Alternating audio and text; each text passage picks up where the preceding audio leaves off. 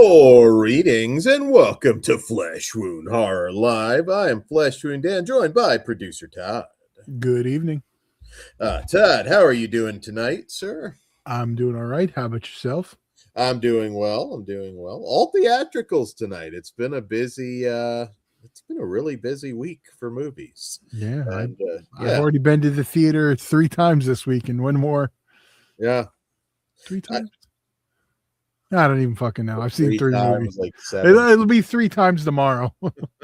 I was going to say, like, programming note, because we will have another review show coming up for you guys Friday night. We're recording so much. I do not even know. Friday night at our normal time of 9, we'll have a double feature review of Psycho Killer and This Is Not a Test. So, yes. And then this Monday, we'll have an early review of the Lou Ferrigno starring The Hermit.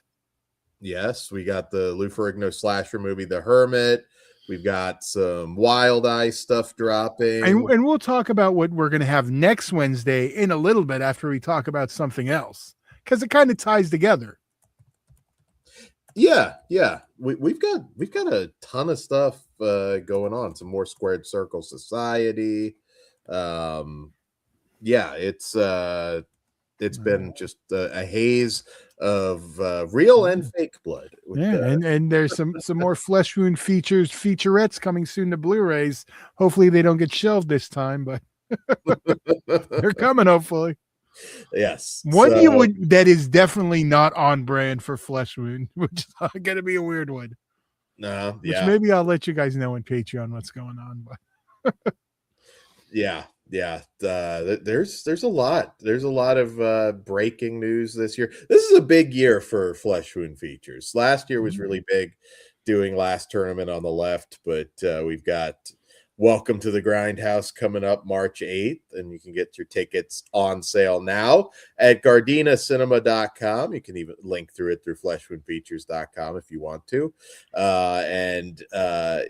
Live pro wrestling with our trademark horror movie themed matches and a movie screen when everything's done of the Gator Blade Films slasher Die Delta Pi. All this great wrestling action. You've got making his you've got Hardcore Hillbilly, who'll be making his Flesh Wound features debut. We didn't have him at Last Tournament on the Left, so Hardcore is gonna make his presence felt. You've got Sage Sin Supreme, the Pumpkin Queen herself, Carnage, BC Killer, Smoke Signals is going to be there. Vern Owens, the Black Heart himself, who was a big standout in Last Tournament on the Left, and many others to be announced yet. And in the main event, we can now officially announce, in the first ever Slovakian death match for the Grindhouse Championship, Grindhouse champ Michael Kruger taking on Deathmatch Jesus himself, Dmitry Alexandrov, in a match inspired by Eli Roth's Hostel franchise. So what is a Slovakian death match, do you ask? Well, a Slovakian death match, in short, is suffering. There's going to be biblical levels of blood in this match. These two are going to really bring the pain to one another. Dimitri's making his California debut, as crazy as that sounds. And I know he's eager to make a splash. He's coming for that title. And these two are going to fucking destroy each other. What more is there to say? You don't want to miss this one. I think it's going to be epic. And do not miss the Slovakian death match in the main event. But that's not all. It's not all. We got another announcement tonight, making his return to Flesh Wound features. The party captain himself, Guy Cool, is entering the Grindhouse.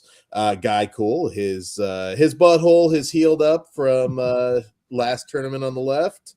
Took a lot of damage, but you can't keep a good party captain down, and he is back to sail those crimson seas to the Grindhouse.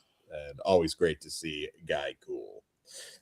And yeah, so a little bit of news there for you guys. Todd, I cannot fucking wait to celebrate this Slovakian death match. We are going to have a review show coming up for the Hostile franchise show, all three.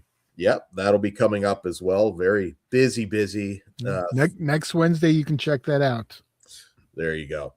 So yeah, on that note, with all the wrestling out of the way, we do have some sad news tonight. A lot of sad news this week. Kind of sucks. Of course, Robert Duvall passed, legendary actor. I mean, Apocalypse Now, and I mean his credits just go on for days. He passed away at the age of 95. And just yesterday, I believe it was, Tom Noonan passed. Great actor, of course, Manhunter, Monster Squad, many different things. I always put RoboCop 2, so Pugs doesn't get mad we didn't include it. RoboCop 2, of course. Tom Noonan, one that I always put over is the 12 Monkeys TV series, which he had a recurring role on. Very, very good sci-fi series that I highly recommend. Tom Noonan was as good as they come as an actor. He was just so very talented, and he's going to be missed, but lots of great movie memories there. So R.I.P. That really sucks. But yeah, watch I would go ahead and watch a Tom Noonan movie tonight to close out your evening in tribute, or Robert Duvall if you have time. Make it a double feature. And yeah, do we have any other news, Todd? Like I said, it's like a haze because we got multiple things that we're working on here at Flesh Wound. So I could have missed some news if there's ever any news bit that, of course, you want us to talk about. Don't be shy. Just raise your hand and hit us up with any news we may have missed.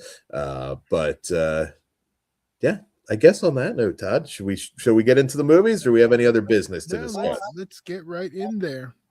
All right, so we're kicking things off tonight. Everything is currently playing in theaters tonight, and we'll kick it off with our first movie from director Johnny Campbell, Cold Storage. And in this film, when a highly dangerous fungus escapes from a secret laboratory, a former bioterrorism agent is called back into action. Alongside two young employees, he must confront an invisible and out-of-control threat. So yes, Cold Storage. Very excited going into this one. Of course, Joe Keery, who plays Tea Cake in this, known as, of course, Steve from Stranger Things. We've got Georgina Campbell, who's quickly becoming one of the go-to scream queens. She's also got Psycho Killer coming out tomorrow, so she's very busy this year. She plays Naomi. And not Leslie Nielsen. I've been doing that since Naked Gun. Leslie Nielsen in this would have been interesting, but no, Liam Neeson. So close. It's easy too. It's like now it's Hey, I don't know. Leslie Nielsen in Taken, that could be cool. I've got a particular set of skills. Interesting cast for this too. Even beyond that, though, you've got Leslie Manville in this one. Sosie Bacon from Smile pops up, but also Vanessa Redgrave and Richard Brake also in this. Like everybody's got like another movie out right now, it seems, that's in this. Like Leslie Manville's got Midwinter Break.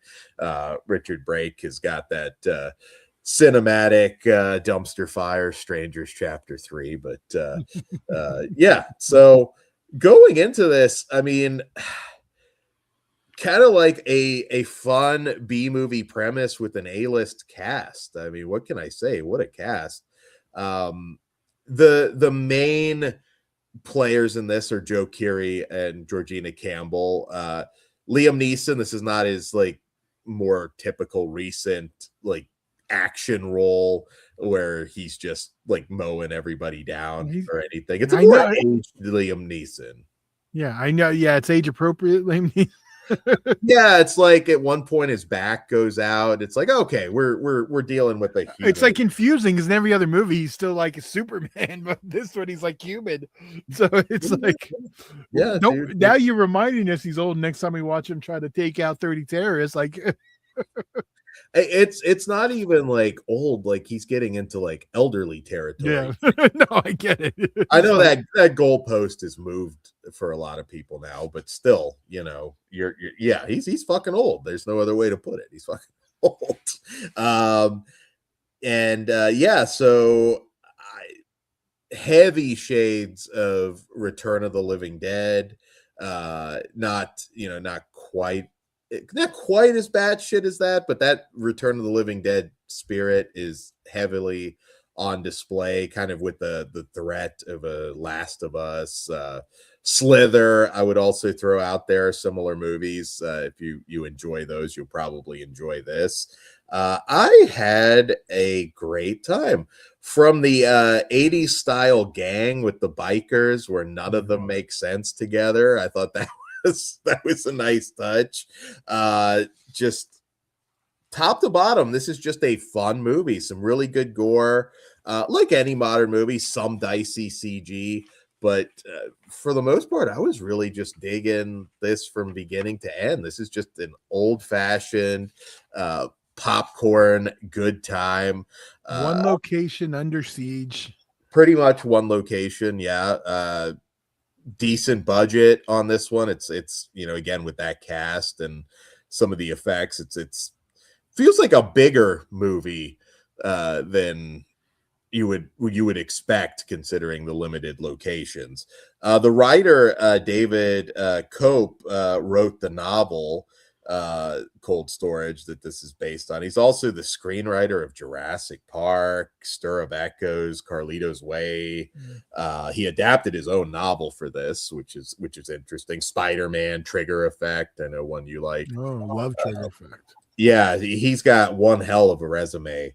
Yeah, I never actually read that book. I know it was popular, but yeah, the chemistry between Joe Keery and Georgina Campbell, very strong. You like both of them. And Liam Neeson and Leslie Manville, the latter of whom is very much against type here, and it works. Yeah, just a good, just splattery monster movie. Yeah. I really dug it. I really did dig this one. I was curious because sometimes you're the turd in the punch bowl, but I thought you'd have fun with this one because it's just a good time. This, like, I like horror that's fun, that's not all fucking emo and like Dan Worthy and all that nonsense. This is a good time. Like, would have been better with some grief. Yeah, I don't need a movie that has no colors in it and all this nonsense and I'm sad. It's a horror fucking movie, Todd. Sometimes you need a little sadness and grief. Film should be an escape from your life, not a fucking. I can no, not horror. Sometimes that shines a light on the misery. It does, but it normally does it in a way that just general emo grief. I can deal with grief in real life. I don't need to watch it all grayed out and trying to keep away. Anyway, this is just neon colored fun. Don't have a Darby Allin t-shirt in your wardrobe. No. Okay. I understand. No, this is just neon fun. I mean, this is a good time. Like, I know there's a few others that do enjoy that are over the grief horror nonsense, and this is definitely the opposite of that. You'll have a good time with this one, I think. Yeah, grief horror forever. It really did make me live smile. Life and you'll get real grief. It did make me smile, like just the Motley Crue biker gang. Yeah, I did. I thought that was really funny, and also again took me back to the past with that. We need more multiracial gangs in cinema. We need to make that a thing again. That needs to be a thing again. Yeah, no, this one is exactly as advertised. If you saw the trailer and you thought that looked like a good time, it is in fact a great time. I was thoroughly pleased with this and wouldn't mind something in the same universe. What do you think about Joe Keery? He got a big future on the big screen at this point? I think if he wants to, he definitely has one. But didn't he say he was stepping away now, or is that one of the other ones? I don't know. I heard something about him using his Stranger Things money for something in particular. I can't Yeah, remember. there was. It could have been. What's the other one? The one that was the main one, or I the think one who's in the band too. I think Finn Wolfhard was That's the saying, one. yeah, I think Finn Wolfhard was saying that he was maybe focusing a little bit on directing or doing. Yeah, it might have. Yeah, it was one of the two, and I think it was Finn. So, He but might benefit from like, let me take off a little time because I think people get tired of him being in absolutely fucking everything. yeah, I think Joe has a better. I think if he does stuff like this, like he's likable. So I think he's, if he picks the right projects, and I think this was a good one off of Stranger Things. It's still kind of genre, but it's a little bit more adult. Yeah, Yeah, I think he's got something, he can build off of. he could have some issues being cast in too many like Steve-esque roles. He's a little bit more of a kind of burnout than Steve is in this. I mean, he's a little different. He's not just playing Steve or anything like that. Yeah, this is a crowd pleaser. I'm hoping people will go support it at the theaters because I know it's it's a little bit a higher budget than well, certainly any of our movies. Well, any of our horror movies tonight, I should say. Yeah, I'm just looking at the gross for the weekend. Yeah, that's the problem. It's just like nobody's going. Like, It's made 1.1 million in the U.S. and Canada. okay, so yeah, it's no 1.6 million worldwide. I have no idea what the budget was, but I'm sure it's horror fans do better. Get out to the theater. I mean, like I said, not everything needs the bigger budget, but this, something like this does benefit. I mean, I think it's like a $30 million movie or something like that, but some of you do have to go see it in the theaters again. You won't be sorry. I mean, this is a good time. Go with your buddies. It's the perfect, I hate to do it with R-rated movies, and I know Todd cringes when I do it, but I did say if bring the family. Don't, Dan, you're not a parent. Stop telling people to bring children to R-rated horror films. You don't have anything to say. No, just don't. I would bring my nieces and nephews. Okay, that's fine. You can say that. You can be that uncle. That's totally cool. Yes. But telling parents to bring their children is a totally different thing. You're not qualified to say. I will take them and I will tell them that this is all absolutely real, that this is an actual facility based on a true story. That's all okay. You can be that uncle. That's fine. I will be that uncle. So yeah, it's okay. It's America, Todd. There's no boobs in it, so it's fine. You can see some killer fungus tearing people apart. Not a big deal. Not a big deal, Todd. That's what I say. What do you rate this one, Todd? I really like this one. This is my type of good time at the movies. I gotta say, I'm going to give it a 4.5. Yeah, to grow even. This could end up in my year-end movies. I really have no complaints for this. This is just like sugar overload. It's exactly what you want it to be. I'll give this one a 4.5 too. I really dug it. Yeah, bring a group. The gross on this one is really sad because I know this has a broad appeal. I know a broad audience will really like this. It's just the state of the cinema now. It really is. I mean, yeah, it's frustrating unless it's something like that's like I think that's like everything tonight. If we look at the totals, they're all going to be minuscule. Yeah, I think this was the one if something was going to probably blow up. Well, there's probably one that made a little more, but we'll get to it. Yeah. I'm gonna keep track of the weekend box office.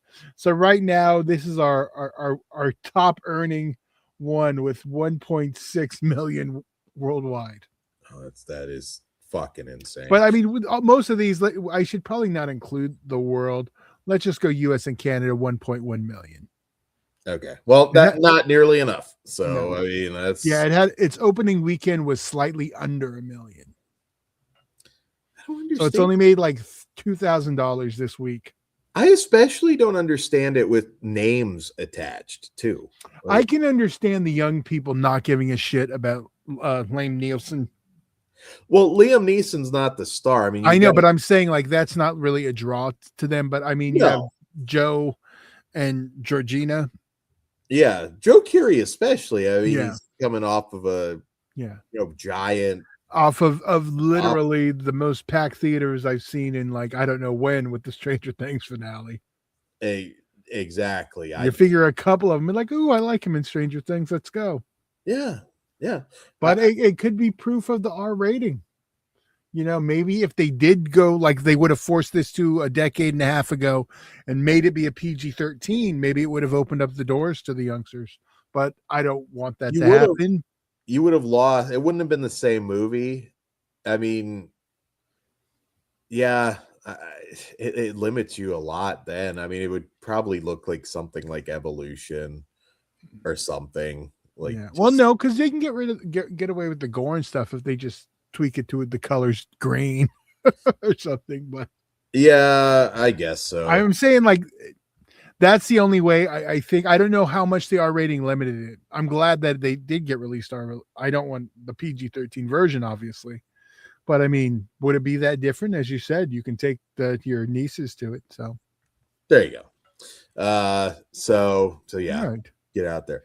So, Todd, on that note, let's talk addiction and grief with our next film from what? Wait, what are you pointing at? No, I'm just waiting for you to say it because I always interrupt you and add something. Then you're like, I was getting there, so I'm just going to let you go.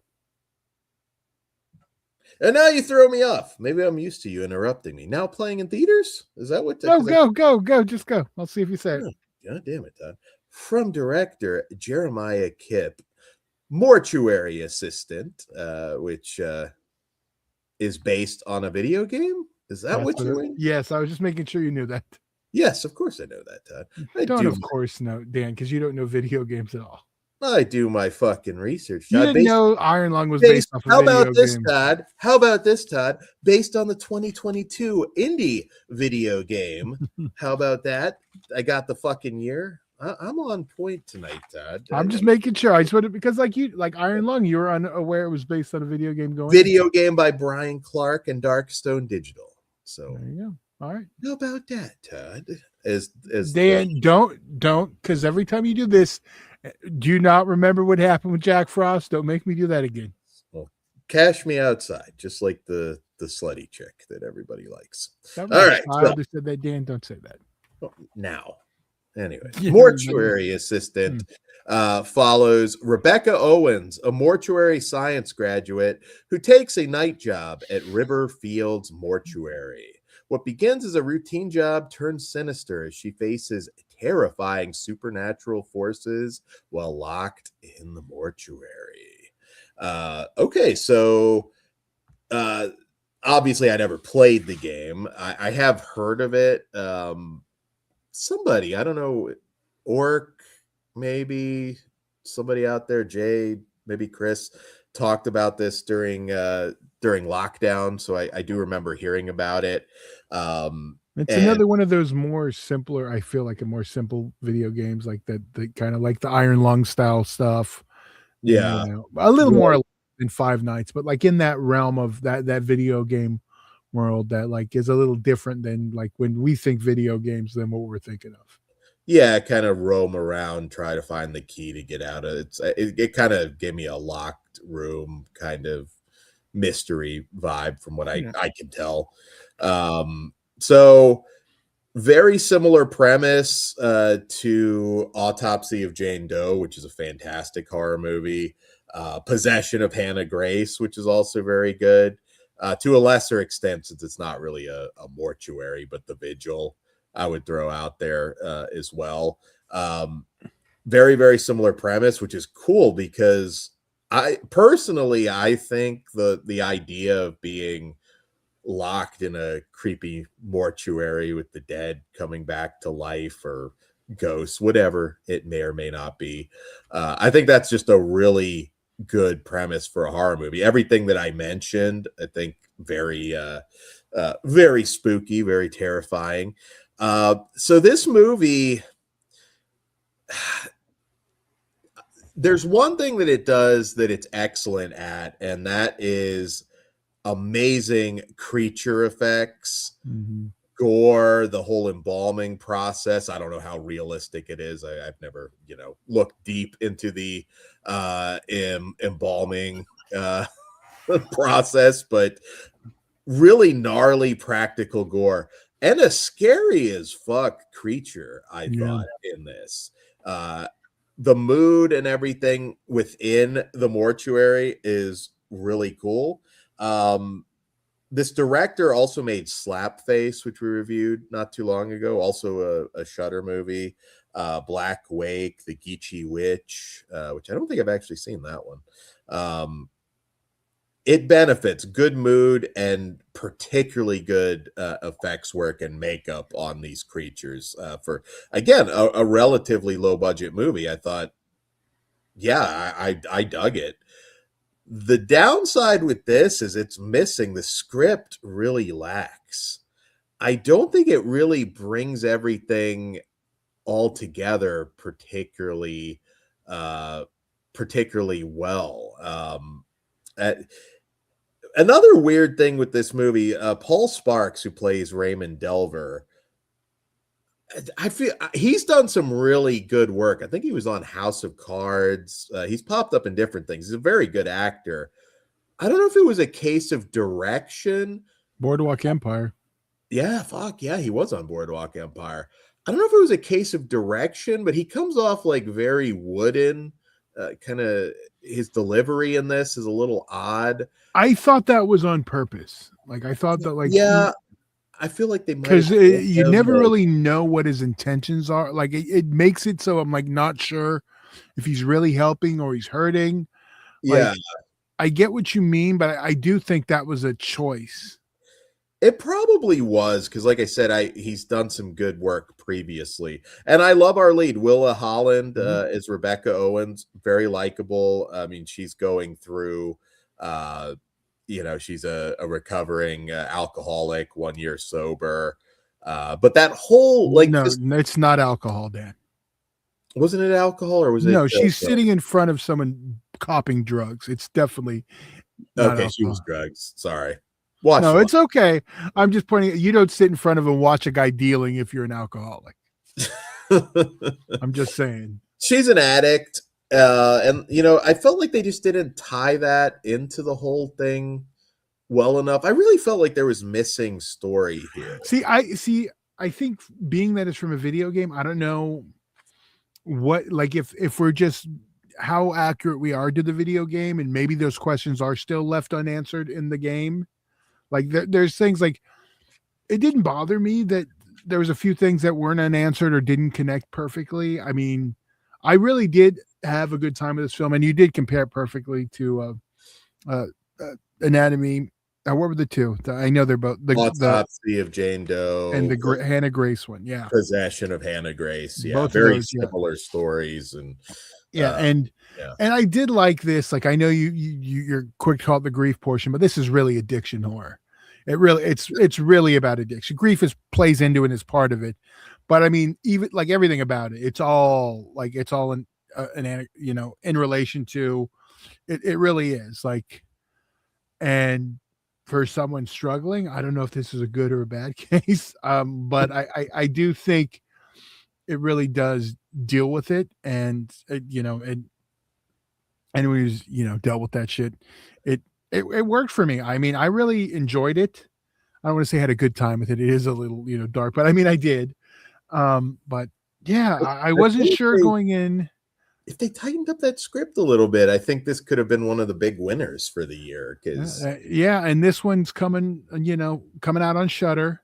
It's also coming from Epic Dread, the people who brought you Terrifier before they yeah, left. yeah, and I don't want to sound too low on it because the suspense and the mood was just so high. I was really into it. And actually, I mean, I didn't have a pack leader or anything, but the people that were there were like jumping, like they were like, oh man, like you got that feeling of seeing a great horror movie, watching the normies like fucking freak out. So that was fun. Yeah, it's even one I would watch again despite the flaws. It's just like you're on the verge of being great and you end up just being solid. I think the things that it did right make me overlook some of the things that could have been Yeah, a little more fleshed out. I mean, even the poster, you get a little peek at the creature or addiction, but however you want to take yeah, it. the mimic they call it. Mark Seeger, who plays he's kind of a Doug Jones type. He plays a lot of different sort of monsters, aliens, different things. Yeah, he does an amazing job as always. It's still a very effective movie. Like turn the lights down and just get enveloped in this world.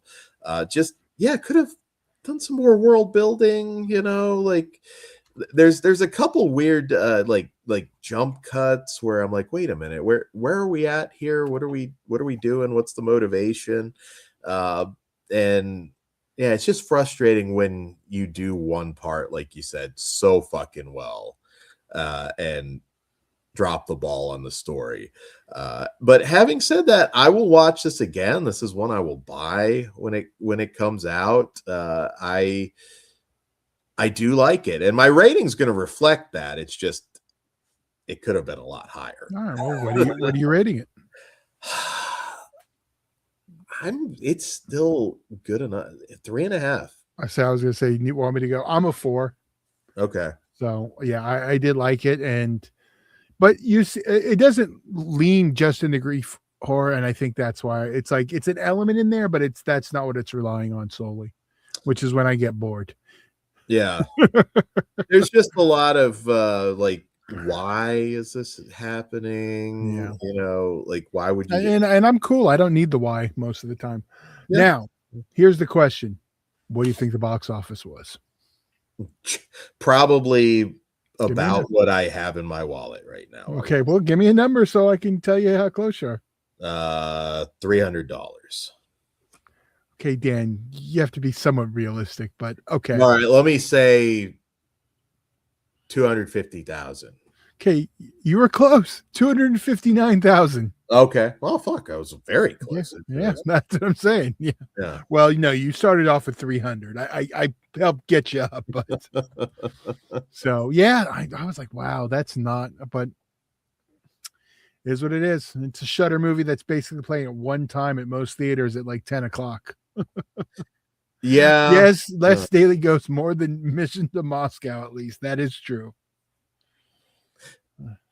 Yeah. Police Academy 7 for those aren't in the know. Well, Police Academy 7 deserved the low. So did 6. So did 5. Well, but anyway, I should not talk on those yet because we're going to be forced to do those in 4 shortly because we just finished 4. So I was going to say you're getting into yeah, I know. Don't remind me. Part. All right. So there we go with that one. Now, Dan, you ready for my solo? Oh yes. So I will still read. Dan's not ready yet. So now I'm going to stall. So this week I was the only one able to make it to Mimics this week, which is another small movie that came out, and I'm just going to stall till Dan's ready. Oh, I'm ready. Okay, then go for it, Dan. Why don't you tell me what this is about? All right, from director Christopher Polaha. Director and star Christopher Polaha.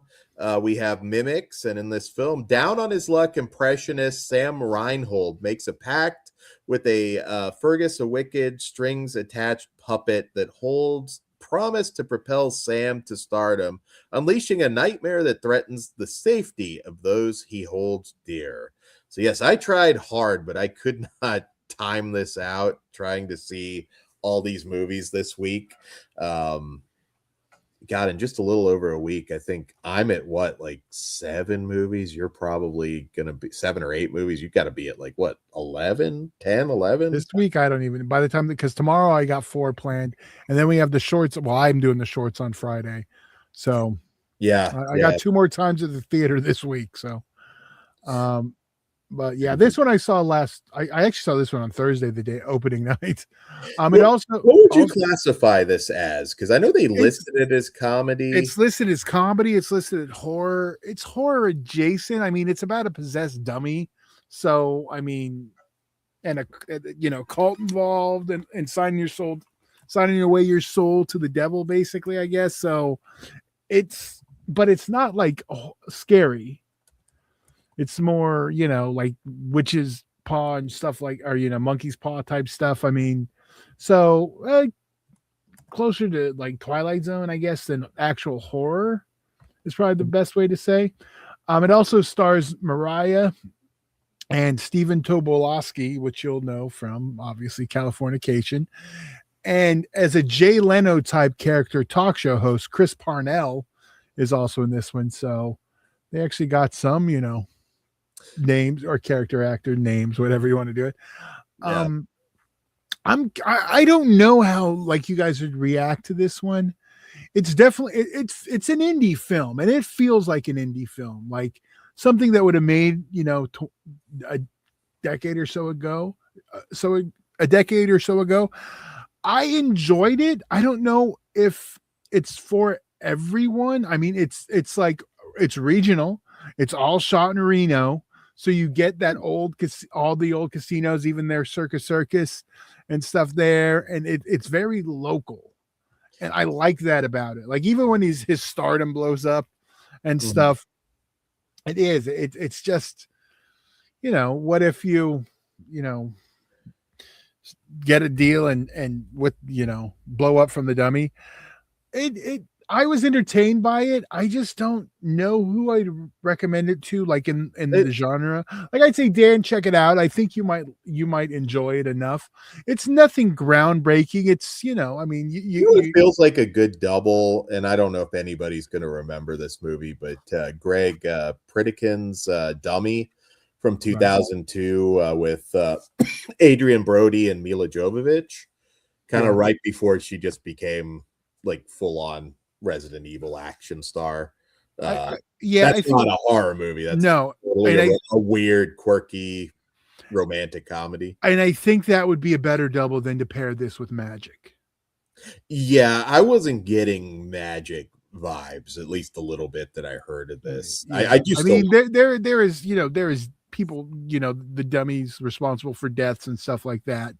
But it's still like it's nothing gruesome. Or it's no Devil Doll or Black Devil Doll either. I'm assuming a little bit. It grossed more than Black Devil Doll. Unfortunately, this is the one thing. I don't even get a box office number on this one. So I'm going to say this was the lowest. Expect. Yeah. But I don't know if you saw any of the posters. They did a really cool poster campaign where they were like mimicking like Jaws and Evil Dead and all these other famous posters with the dummy and the cast, which I don't know, like it probably went a little too horror with those. Tobolowsky was on somebody's podcast. I saw it pop up in my YouTube feed. I definitely want to see it. I might do that double because I haven't watched Dummy in a long time, but I did. Yeah. Really like I don't know how soon this is going to hit digital or anything, but if you time out a screening with something else, definitely check it out. I know there's still a few more. I haven't seen Wuthering Heights yet either. I might, if that times out with something, I'll see it. There's a couple things out that I haven't, and the following week's kind of light, so maybe I'll because next week we just have Scream. Yeah, I think you do have. That'd be nice if these movies stuck around a little bit longer for people to have a chance, Steve. I know. I just don't, and I get it. Like they're horror, so they're doing late times. But I like to you know, like, yeah, I think it was Monday before our storm came. I was going to attempt to do 5 movies because the only times I could see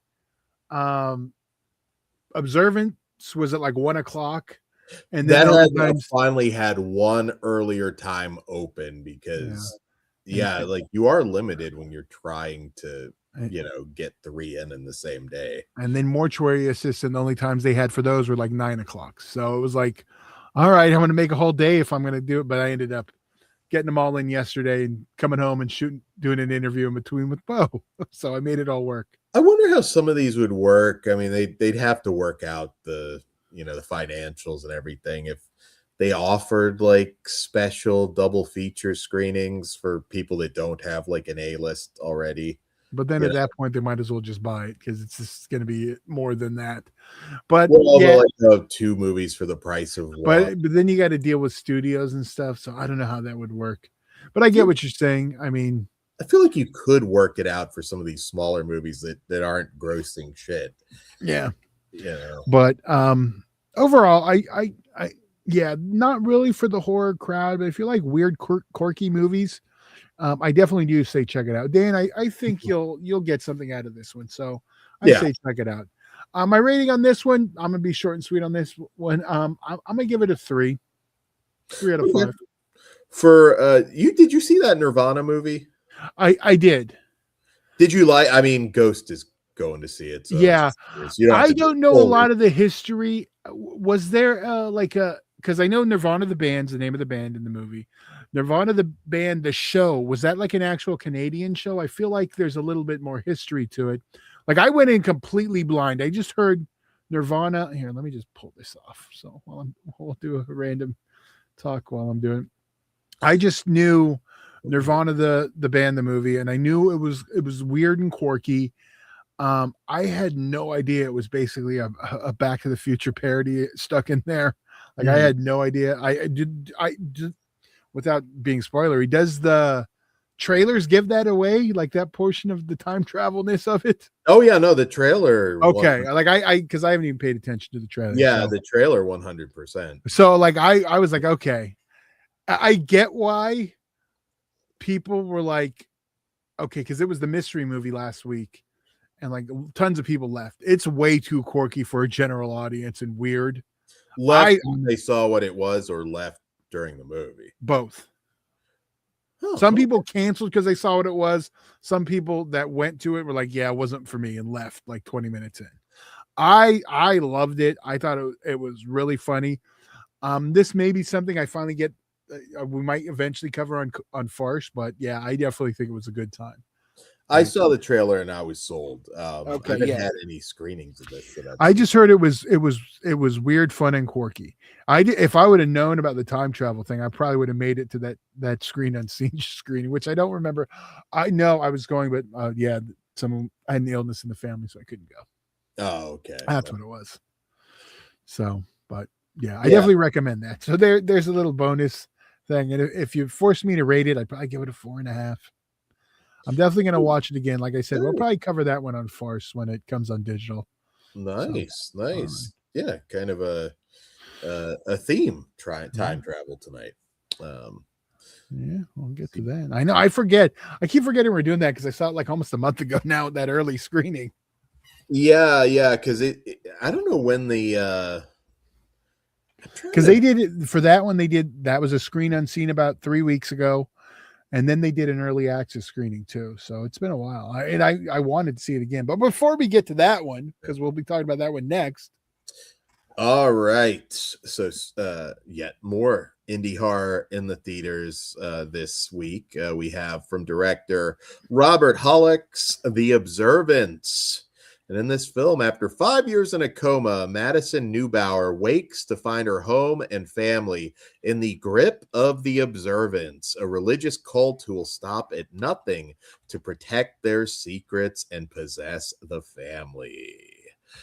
So the Observance. I know this director, Georgia, been shooting stuff in Georgia. I don't know if he's from Georgia, but he's done like Mr. Sleep and also with the lead of this, Kate Daly. So I saw the trailers. This one's very low budget. This is a small indie. And I really love the premise of this. It's actually pretty anxiety inducing to go into this coma and then wake up and like all of a sudden it's like your family is completely just completely under the spell of Heaven's Gate type cult. Like that's pretty wild. It's like, yeah, they live here now and we have to go to these weird fucking church meetings and like, so I was sold on the premise. I was like, okay, that's actually quite terrifying. I think they could have. The villains are very spirited. Alec James, who plays Jonah, the lead cult leader, he's very good, very creepy, but at the same time, I could have used a little more. Like, there's nothing to spoil about this cult. They're just very mustache twirling, like sort of like Scientologists on acid kind of thing. They're just dialed up a little bit. And yeah, I just wanted a little bit more because I was hooked by the story. This reasonably well made. I'd say most of the acting was solid. There were a few times where I was like, it felt like you could have used a second take. Yeah, like, I do get that. On the husband, but then you're in that weird territory again where he's also Timu kind of brain fried by this cult, so he's just the direction is probably act a little strange. The husband, Timu McIntyre. Yeah, Kate Daly's good, a beautiful lady. I've seen her in a couple things. I thought she was pretty solid. Like I said, the villains just I could have used a little bit more. Like his like main like I don't know if she was supposed to be his wife or what, but Anna Borchert plays her. Athelia, weird name. Scary, like she's intimidating, but I'm like, give me something about you. Like what's your like big end goal, except I guess taking over the world, I suppose. I don't know. Not to mention the like 8-year-old daughter grew like 15 years in an 8-year coma. Yeah, she's about 35 now. Like I was torn with her because I was like, you fucking C-word. And then I'm like, hey, you know what? She get the deep. I was like watching and thinking like, God, I want to slap the shit out of her. The character, not the actress, I'm sure is lovely. Yeah, but it was I had a love-hate relationship with her because you know I like a little bit of the C-word in a woman. I was watching this thinking like you as a not obviously not religious person. I was like, this might work on Todd if he can overlook the budget, because it is a terrifying scenario. I mean, imagine like you just wake up from a coma and it's like we're Amish now, or not that Amish is a cult, just like, you know, that's a horrifying kind of thing. Just called Amish a cult. Jeez. I said they're not, but it would be a culture shock. You said Scientology. I'll give you that. I might have to say. You know, I would have the same reaction if I woke up and it was goddamn just Jesus people.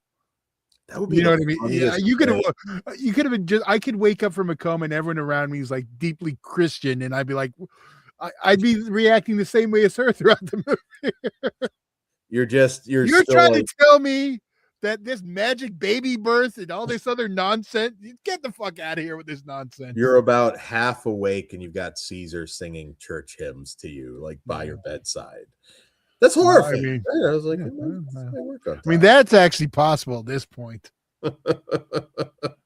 He's been brainwashed, but that's another story. Damn, always talking shit on Caesar. I had lunch with him today. We went to Grill 'em All. Yeah. I can see this movie being one that some people are going to be overly harsh on. I mean, like I said, this is super. I was curious where you were going to land. Like I did. Really like it, there's some spotty acting a few times and stuff, but I did like it overall. I did enjoy like I not being a fan of, you know, religion in general, so I mean a cult obviously is going to fall in the same thing, like, so it was, and there was a lot going on. You're trying to, her get out of the situation, and it it yeah, I had a good time with it. I wasn't sure going in, and I wasn't sure, but I mean, it's definitely low budget. I was glad I got to. I'm glad I made this one happen and had to drive out to the Back to the Future Mall, but I made it happen. I was 50-50. I was like, Todd's either gonna hate this or he might actually like it. The budget shows, like I said, there's some actors are better than others. They could have used a second take here or there. I think we could have had a more big scale finale, but again, low budget. Ted Raimi is in this, a little more than a cameo. And as always, Ted Raimi steals the show, even with limited screen time.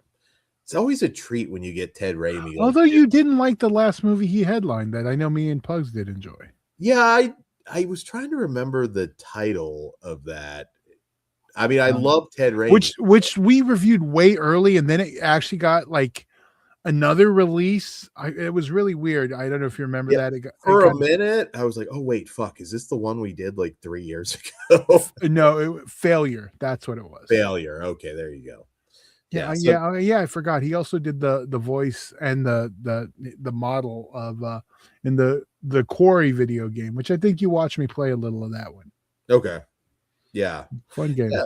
Hope they do a movie off that one. That one's got werewolves and shit. Yeah. We're talking about dating the Amish here. That'd be tough. Although I guess I don't think they're allowed to say no. You could impress them with smaller stuff, like just like bring them home and you just like flip on the light and just like ta-da. Yeah, but I don't think that impresses them. Drop those pantaloons, madam. It might impress them, Todd, if they're like true Amish. Why wouldn't it? Yeah, but they all get their week out to go into the real world, so it's not like a time machine. They know things exist, and I think even some Amish are allowed to use phones now. Then you're not like true Amish. Then I'm talking like the old school Amish. Yeah, well, like no TV, no electricity, nothing. You're churning butter. And you're just but even those Amish get to go out for their week of whatever and see the world. I forget the term for that, but yeah, they just get to go out and just. Have you never seen Orgasmo, Dan? I don't think you could fuck an Amish girl though, because like woman though, which they're not trimming the forest down there. I don't think. Then it's like you got a time machine and you got some 70s. But anyway, we should probably focus on the Observance, which I'm glad is not any kind. This is such a small movie. We're watching this review and it's just like they're talking about Amish pubes. No, not where Dan is. To be clear, I did not bring this. That is, I blame it on. Well, I'm glad this was not a screener of any sort because now I'm not like whatever. But yeah, this is a small enough film. He's probably watching it like, what the fuck are these assholes talking about this shit for during my? But we did like the movie, I mean, to be clear, there are 0 pubes in the Observance that we can see. So I can't state for anyone that we can beyond. See. Yeah. Oh, God. Yeah. Jonah seems like a man with a well-trimmed why don't we just yes focus back on the film? Sinister, but he's trimming the pubis, I think. Yes. I want Cass to just comment this video now at this point. But yeah, no, I think it's worth your time. It's going to be too low budget for some people. They're going to shit on it, but I had a good time. I just would have liked maybe this a little more, define this cult just a touch more, but it does what good horror movies should do, and that's induce anxiety. I would be freaking the fuck out if I woke up from a coma and that was like the situation. Can you imagine waking up in a coma and I'm like all religious? That'd be weird. Yeah, they've taken away my all my smut and all your smut's gone. Anything above an R rating. Exactly. Like it's just I'm left with this just like some shitty Blumhouse movies and it's horrifying. It's a horrifying premise.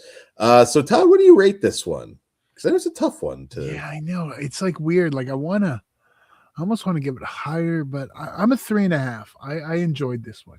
I'll give this a 3. I mean, like I said, check it out. You're chances to see it at the theater are going to be pretty much this week, and that's it. So, yeah, support an indie movie. This is as indie as it gets. And once again, they're just like Mimic. We have no budget or no box office take on this one for this. Well, this one was like, this is not even close to a wide. But I mean, yeah, I get it, but I still want a number. If anyone was curious, Nirvana the band made 1.4 million this weekend. I did notice that. That would add a number. So there you go. All right. So on to our next movie, which well, I have a lot to say about this one, and a lot to say in general about the director. So from Gore Verbinski, we have Good Luck, Have Fun, Don't Die. And in this film, a man from the future arrives at a diner in Los Angeles where he must recruit the precise combination of disgruntled patrons to join him on a one-night quest to save the world from the terminal threat of a rogue artificial intelligence. So this is Gore Verbinski's first film since 2011's A Cure for Wellness, which I fucking love that movie.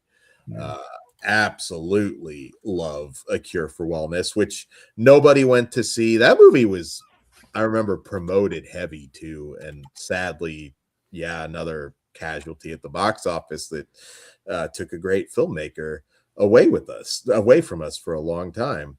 I love Sam Rockwell, so I was like, all right, Gore Verbinski, Sam Rockwell, this has gotta hit. And it doesn't just hit, it knocks it out of the fucking park. I agree 100%. This movie is batshit. Yeah, a lot of people, I'm sure, are going to compare this to Everything Everywhere All at Once. Which I get the comparisons, but I 100% think this is a better film. Yeah, I like it more. I was also going to say Safety Not Guaranteed, which is one of the movies that made me fall in love with Aubrey Plaza. It's got a little bit of that going on. That one's a little more quiet and sweet, but so as batshit as this movie is, and I'm not going to give away some of the gags, especially towards the end. I mean, holy shit, does it go wacky? The cat? Yes, yeah. Well, yeah, if you've seen it, you know. This movie has something to say about modern society's impending doom. It's a comedy, but at the same time, much in a different way from the last film, anxiety inducing. I've noticed, I mean, I know a lot of people that have been concerned about AI now for years. I've noticed the normies have started to get really nervous over the last 6 months or so. Like, you know how hard it is to get a fucking hard drive now, because all of them are getting bought up by the AI. Like, the cost to get a hard drive for storage, it's fucking crazy now. They're all super expensive. I heard they're sold out. Like, the hard drives are like sold out like till 2027. Yeah, which is wild. I wasn't even aware of that. This great social commentary on how tech is just decimating learning, dating, relationships. Because I should say, we have a long section at the diner where Sam Rockwell is making this crazy case that they have to, they have to like form a unit to stop this thing. But we also rewind and kind of get a lot of these characters' story leading up to the diner. And I have to be careful. I know YouTube words, but this has something to say about school unalivers. Is that a fair? I don't know. You're so funny about the words you will and won't say, because on the other show you had no problem talking about necrophilia with like out issues, not realizing that's going to trigger as much as anything else you won't say. Maybe the AI is just cool with sex with the dead. I don't know, but yeah, because they're dead too and they want sex. I don't know. They're unalive. Yes, there is a school pew pew story in this, and the way they handled it. Like both both funny I and wish like we could talk about shit like incredibly adults. sad and downbeat in its own way. Like, Yeah. if that makes sense, because again, it's a comedy, but like what it's shining a light on, I that was, I was, I line, was like, I was like confused, like, why are these women just like all okay? And then it gets like, yeah, yeah, because it's like you're just like, huh, until it really is like laid out. Because like I was just like, yeah, it's saying a lot. that line, oh, no worry, 70% of the time they absolutely won't do it again. That one got me. And I'm like, man, I'm feeling both shitty and laughing at this at the same time. Like this is really clever. I mean, It's a smart movie. It's a really smart movie. Orc, I think you would actually love this one. Um I even if you don't like some of the movies we mentioned, Ghost, I think you'll actually like this one quite a bit too. I could be wrong, but I think I know you guys well enough to say you will. yeah, I think this is like if you're a fan of just cinema, I think this one's just good. It is. It's got so Like, much going on. like I feel like this should be Oscar contender come next year. Sam Rockwell, I would support Yeah. 100% for a Best Actor nomination. I mean, But it's one of those I feel is too weird for the Academy. But I mean, they did everything Poor everywhere. Thing. Poor Thing. It's no weirder than that. Yeah, I mean they Weird, I guess. yeah, but it's also yeah. You never know. But like I said, like they did everything everywhere all at once though too. Yeah, I don't think it's too weird now. The world's weird. Like, the world's just fucking weird. So I don't think so. But I mean, it's weird with topics that make people uncomfortable. Yeah, because that's still a topic that I don't see the Academy like, oh, we're dealing with that, and that's something I can see not being on their radar. Yeah, no, the AI stuff's pretty scary. I mean, I always try and look at some of the potential upside of it, because there is things that it can well, I mean, you have to look at it though. Right now, we also like just hit digital too, but in theaters we also have the AI propaganda film Mercy. I mean, it's cop and fucking AI propaganda to make you think, okay, AI is not okay, because AI has a fucking arc in that goddamn Mercy movie. Okay, I haven't actually watched Mercy. I did like Mercy, but it is a propaganda film to make you not as afraid of AI. Really? Okay, because that's not what I got from the trailer for that. No, you watch it. It's they're trying to program us already that, oh no, AI is going to be helpful. Yeah, if I have Feruzabot, I'll like. I know. See, you'll be easy to overthrow. So probably, yeah, I probably will. But all is lost, Todd. But no, I don't know. I mean, this is one you'll talk about after you watch it. Maybe you're not disturbed by it. Maybe you just have a really good time. Sam Rockwell knows how to create really memorable, eccentric, weirdo characters. I want to cosplay this. Like, I'm not particularly talented putting together like a wardrobe, but I was like, I would love to just show up at full moon as a fat version of his character. I don't think it's a hard costume to do, but for me, yeah, never mind. I could pull it off though. I was like very okay. Then do it, Dan. If I can get some help, I might cosplay this character. He's just billed as the man from the future. Yeah. And I also love Juno Temple too, who is a standout in this. Zazie Beetz is in this. Michael Pena, very good. Just everything about it, it was just like, man, this is just like what I bitch about. Like, put into this idiocracy, like time travel story that, yeah, it blew my mind. This one is a 5, a very enthusiastic 5. This is something you should go out and see. You really should go out and see. Yeah, no, I'm actually 100% a 5 on this one too. Yeah. I'm just gonna reference the chat because I was asking Ghost what was the movie you hated? You said you hated one. That's what I was asking. I was curious which one Was it this that you hated, or was it something else we mentioned?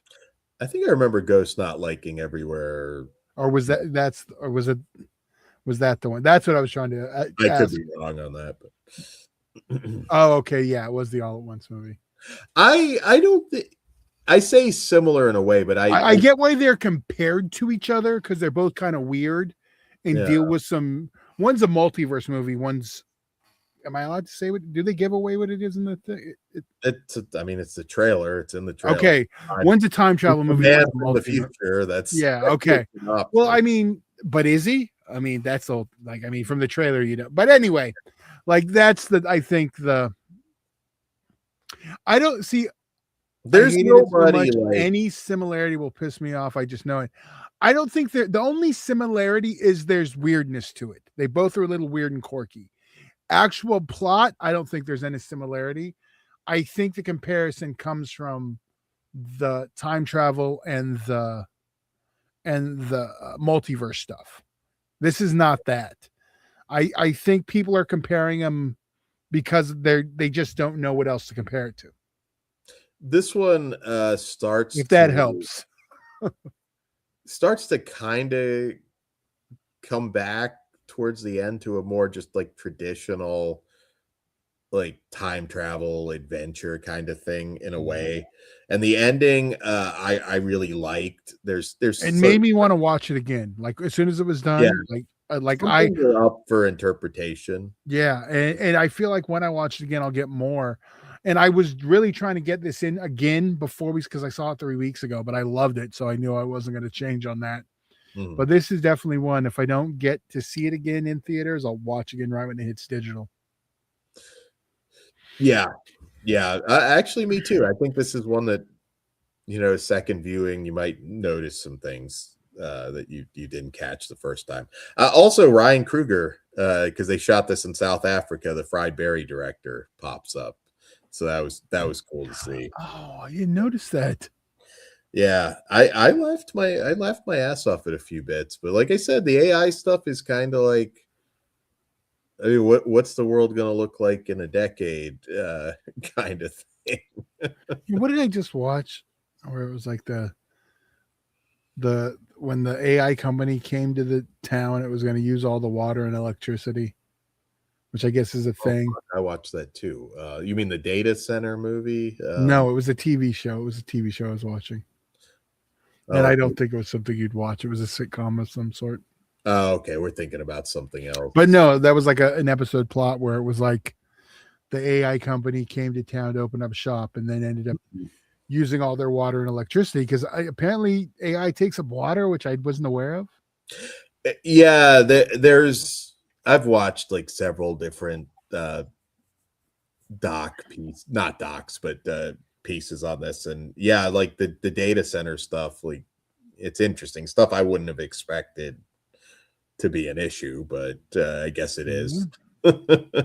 leading to our downfall, like I said. But we're gonna all be like the fucking movie. Was it Wall-E? Yeah, we're gonna all be like Wall-E soon enough. If they give me Feruzabot, I will like probably. But it won't be Feruzabot. It'll be in your fucking headset. No, I want the physical Feruzabot. Yeah, but that's not where we're gonna go to. They're all gonna get it in the fucking headsets. So we like the Matrix. Yeah, just like you're thinking. You'll think it's real, so it doesn't matter. You're thinking it's like Feruzabot that's blowing you, but it's actually the creepy guy that's working at the data center.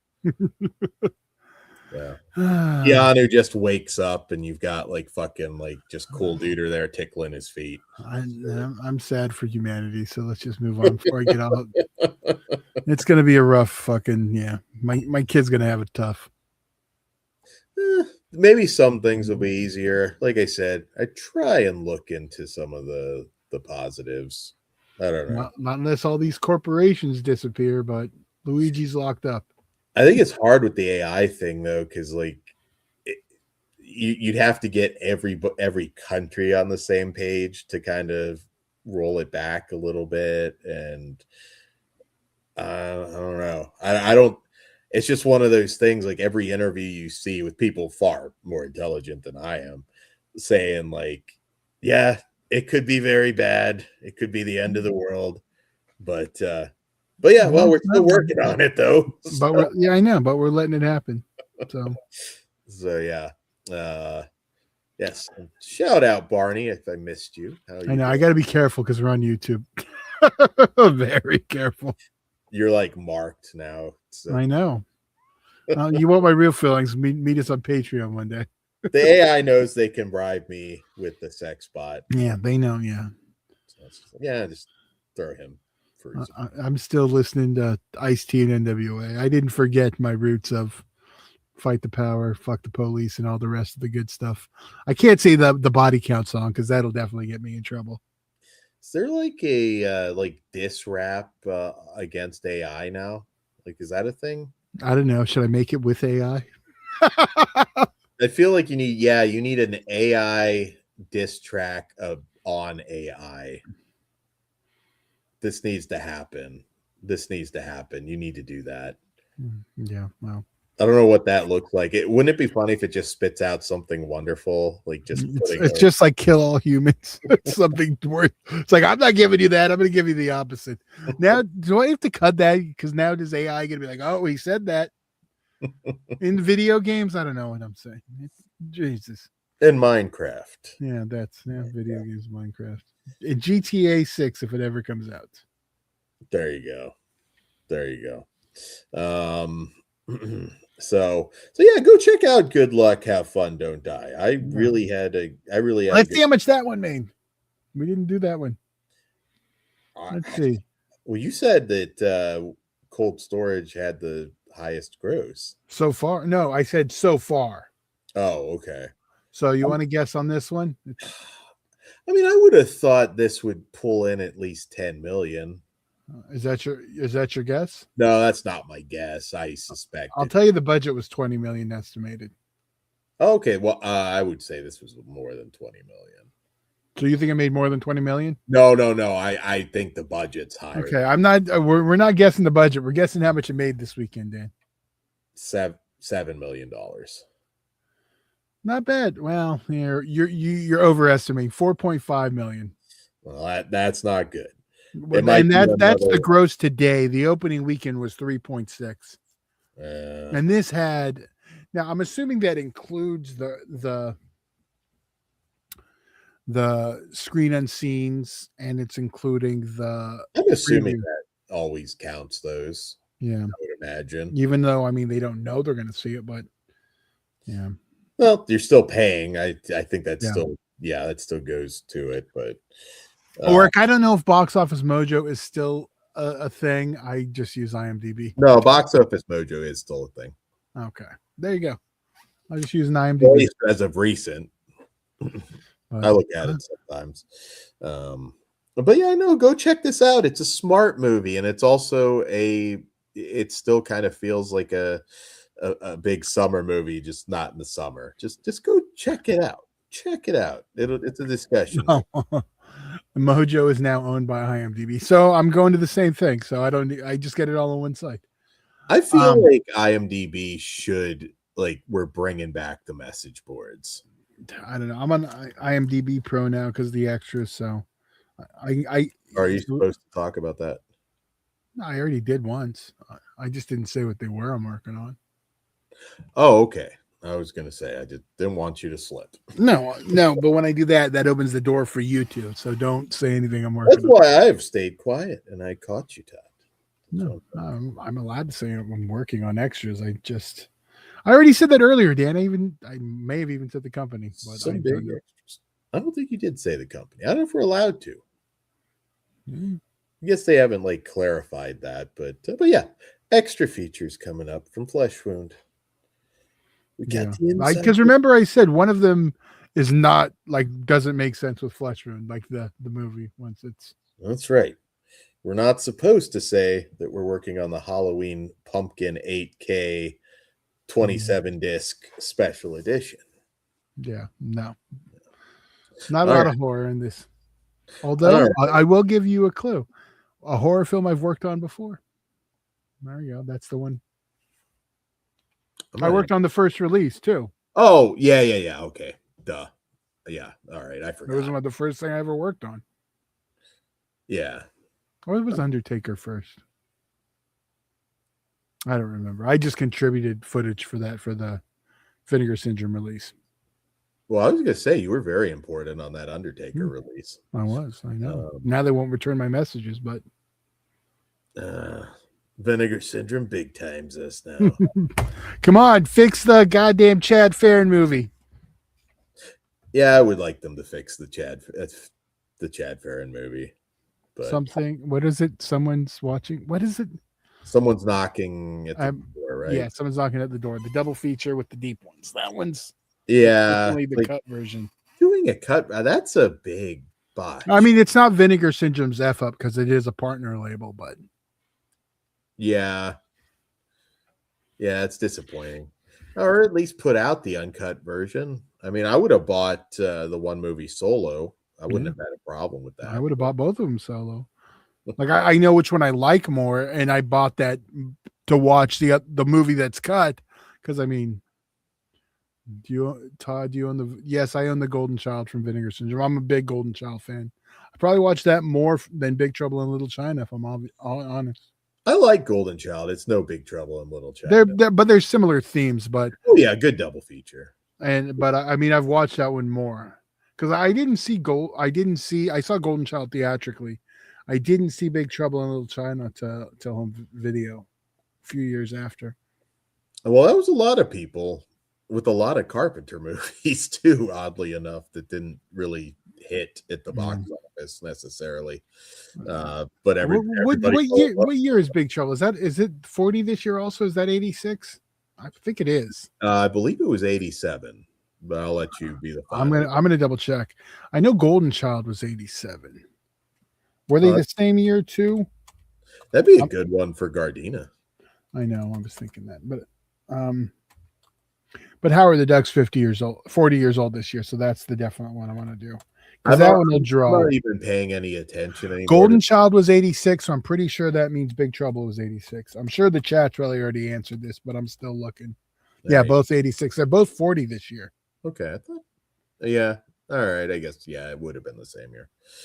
Yeah, I thought they were because they were like, I want to say they were very closely released to each other too. Because they were kind of like the same. I can't remember what came. I want to say Golden. Well, let's. Well, now that we're already doing it, I already got Big Trouble open. Let's see the release date. I'm going to say they were within a month or two. July 2nd was Big Trouble in Little China. Okay. Let me see what Golden Child was.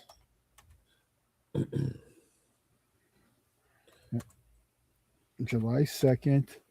And hold on. So I remember seeing a lot of reviews that they piggybacked it. Now that can still happen if you know it's coming out and you're anticipating. And this one hit on where's the date? No, this was December 86. Okay. So Big Trouble was out first. Now I'm curious, Howard the Duck. That had to be close to Golden Child, which is definitely the one I went and saw. Oh, dude. What?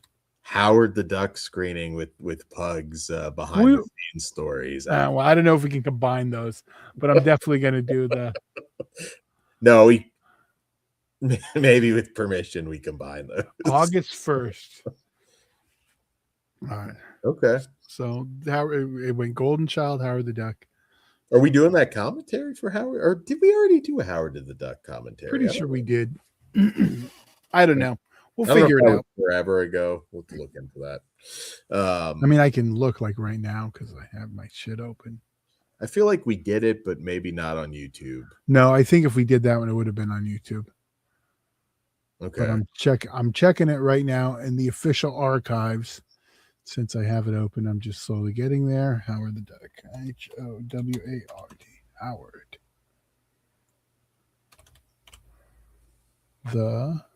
What the hell? Have we not done anything? Nothing comes. We haven't done anything on Howard the Duck. Well, there you go, Todd. Well, now we have to do it for the 40th anniversary. And like finally get that Pug story.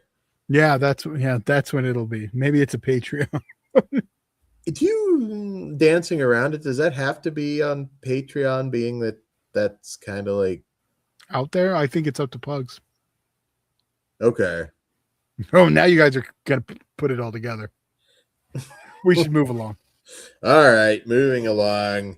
So there you go. A preview of things to come. Speaking of previews of things to come, once again, welcome to the Grindhouse tickets on sale now at GARDENAcinema.com. You can also link to it from fleshwoundfeatures.com.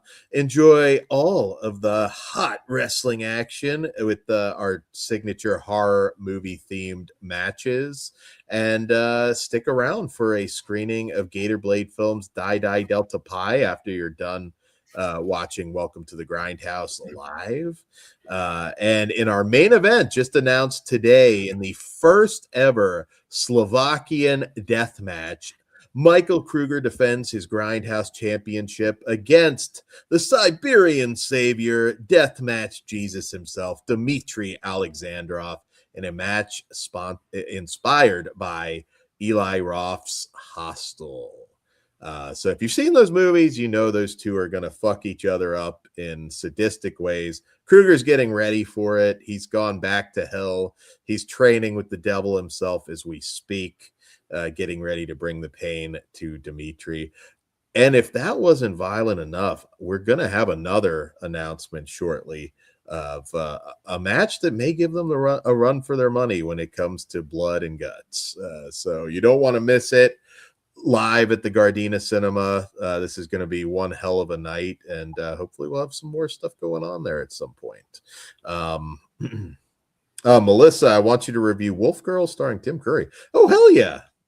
Yeah. I haven't seen it. It's not really starring Tim Curry, but I forget which Ashmore was in that, but very interesting werewolf movie that came out around the same time as Dog Soldiers and Ginger Snaps.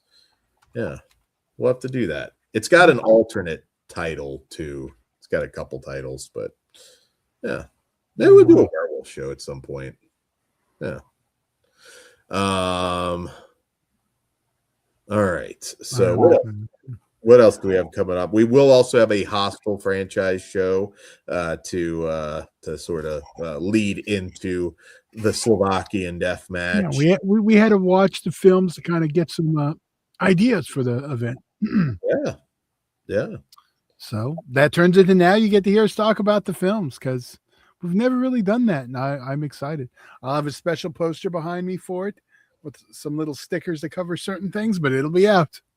There you go. Do you have the severed head one for the first? Okay. No, not for the first. Yeah, I do have that one. The Maniac roaster. Yeah, I do. But I also have the Maniac for the second one. Oh, okay. I don't. Okay. The non-meat version, the one that I had. I'll tell the story when we do it. Sweet. I'll probably take a picture so I can have a nice close-up. I will be some blurring, but whatever. And if you haven't gotten your fix yet, we will be live Friday night reviewing two more theatrical horror movies, Psycho Killer and This Is Not a Test. So you got satanic panic slashers and zombie apocalypse. We may do something on Patreon after too. On Friday? Yeah. The thing we're taping. Oh, yeah. Yeah, fuck it. Why not?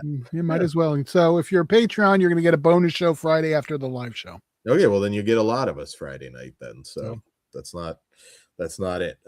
We have a taping. So. Yes. So it only starts at just $1. Patreon.com/fleshwoundfeatures. You help support the channel. We appreciate it very much. We haven't mentioned, though. We've mentioned tickets are on sale. But you'll also be able to watch Welcome to the Grindhouse on the wrestling tier on the Patreon. So you get to watch the whole double feature, the whole shebang. Watch the live wrestling and the feature since you can't be there. Hell yeah. Stay tuned. More exciting news coming. I can't wait to announce some of the films that are being worked on and all of this cool shit that we got coming your way. So big year once again. We love you all in the chat. When we eventually overtake Dead Meat and are the kings of YouTube, we will not forget about you. We won't. It's like I'm not going to pretend we will. We will. Because we won't because the algorithm won't permit us to. but we'll just be as I will beat the dead meat Dan, you with my hands. I will beat and it that's off. why we're not. hands. Because Dan can't work clean. He thinks he does, but then he uses words that are just as bad, but because they're not ones that are already fucking dumbed down to the masses, he doesn't I will do it. beat off the dead meat, Todd. So and you take got to it be. off Wait, yours. hold on. How do we change necrophilia? That will be. Corpse how do you? creatures. No. See, that's now corpse is offensive to these people. Unalived love. There you go. Done. But that implies that something like that the corpse was murdered. It could have just been natural causes. So that wouldn't be not unalived. Unalive love. unalived by God, I suppose. No, just unalive. No, so you're thinking unalived with a D. I know my California accent doesn't just. I don't know if there's like doesn't- an accepted way to talk about corpse loving yet on YouTube. I don't know if there's a way around that. Yeah, I don't know. And on that note, don't forget to like and subscribe. Like, share, subscribe, and help us beat off the dead meat. 2028, we're coming for you. We're coming for you, dead meats. Chris Stuckman, more like Chris Fuckman. That's all I got to say. Yeah. Good night. Yeah. Yeah. Okay. Money's on the dresser. Did you already say goodnight, Dan? Am I just clicking the button to get the hell out I of here? wanted to close out on Chris Fuckman. Oh, okay. Sorry. My bad. So we're calling you out, Stuckman. Calling you out.